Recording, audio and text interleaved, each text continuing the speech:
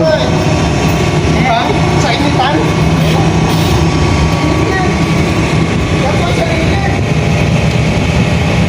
Ito lang muna kami.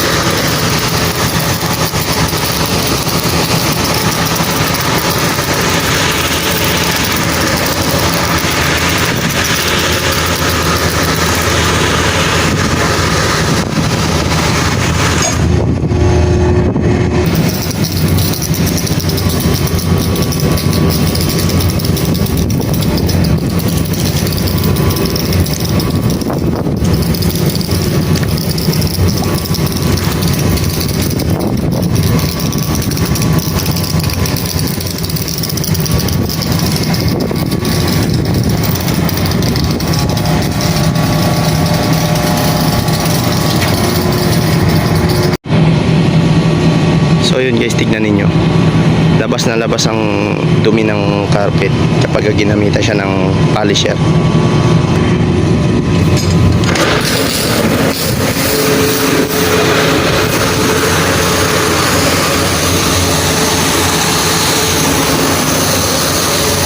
Ayan.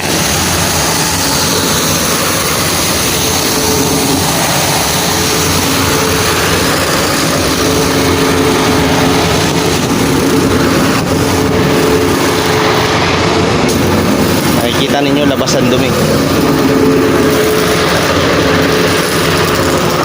Grabe ang dumi.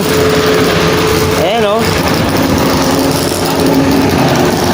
Yan guys, nakikita ninyo, grabe ang dumi. Ginamitan namin siya ng carpet shampoo plus itong polisher. Kita nyo po yan. Yan. So kung maglilinis po kayo ng carpet ninyo, mas mainam na gamitan nyo po ng polisher tapos brush. May brush po siya ang ano niya. Yan. Okay. So yun naman yung kasama ko guys. Oh. Yan. Binabanlawan niya na ng pressurized water. Yan.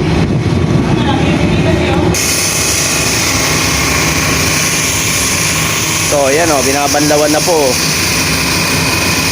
Yan.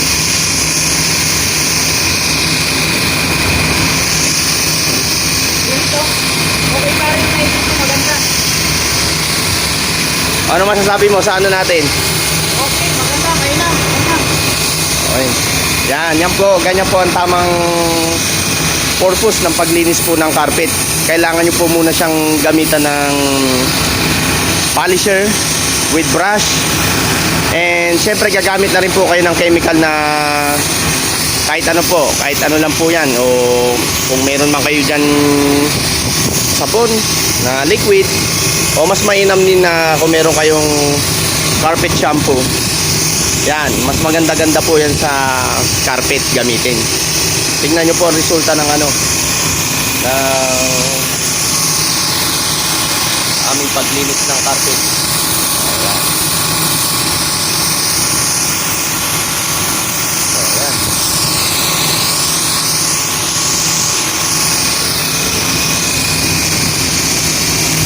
So yan guys, no? Ayan. Ayan po yung kaninang ginamitan ko ng polisher. Kung nakikita ninyo. Yan. Ginagamitan na po ng pressurized water ng aking kasama. So yan. Tanggal ba ang dumi? Oh, tanggal talaga ang dumi. Ayan. Okay. Tapatin nyo naman.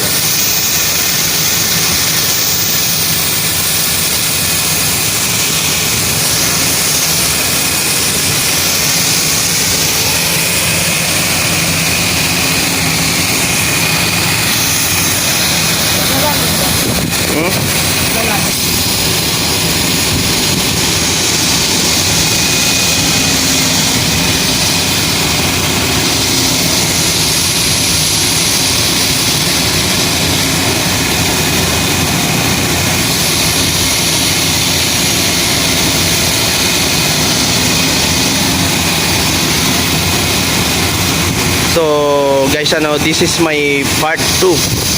Part 2 sa aking paglilinis ng carpet na ipinapakita namin sa inyo. Yan.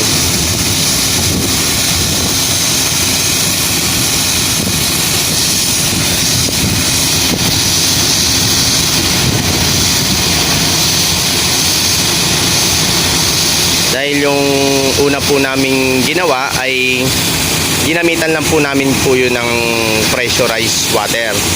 Pero ngayon, at this time, gumamit na po kami ng polisher para mabrush po ng gusto ang mga carpet. Yan.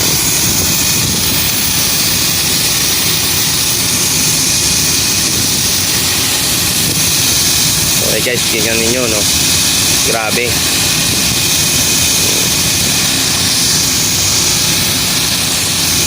Papansin niyo kung paano matanggal ang dumi sa mga carpet. Ayan.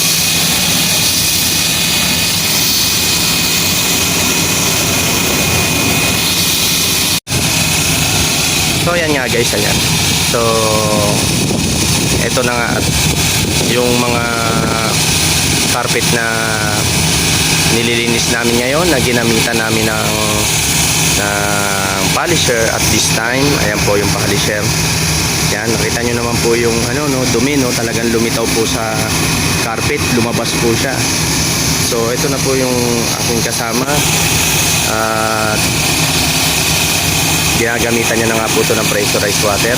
At ayan, so ayan na rin po ang nagsisilbing pang banlaw po namin ng ng carpet. Yan. So yan. And then may nakikita po yung ibang carpet dito. Ayan, mas mahaba po. Pero ito ay hindi na po namin gagamitan siya ng ng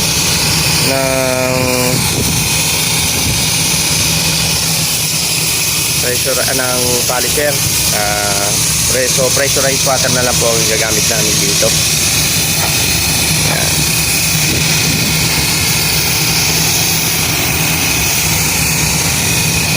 Yun, no?